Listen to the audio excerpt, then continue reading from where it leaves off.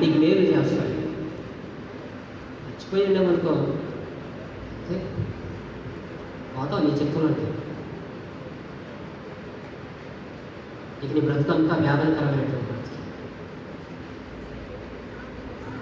దేవుని చిత్తం మీరు పరిశుద్ధులుగా ఉండటమే, అనగా జాగ్రత్తములకు దూరంగా ఉండటమే దేవుని చిత్తం. ఇందుకే మీరు పిలువబడ్డారు. ఏంటయ్యా దేవుని చిత్తం అంటే? పాపానికి దూరం ఉండి పరిశుద్ధంగా బ్రతకటమే దేవుని చిత్తం. అలా బ్రతికితే నెమ్మదిగా ఉంటాం. నిజమేనండి, మనం పరిశుద్ధంగా ఉన్నప్పుడు మన లైఫ్ ఎంత నెమ్మదిగా ఉంటుందండి. ఏమండి, వాళ్ళ గురించి ఇక్కడ అక్కడ మాటలు చెబితే నెమ్మది ఉంటుందా? మన నోరు తెలిసి వాళ్ళని నా మాటలు కాని మాటలు మాట్లాడితే నెమ్మది ఉంటుందండి. పరిశుద్ధంగా బ్రతికే వారికి ఆ పీస్ఫుల్ లైఫ్, నా శాంతిని నేను వారికి అనుగ్రహిస్తూ ఉన్నాను. లోక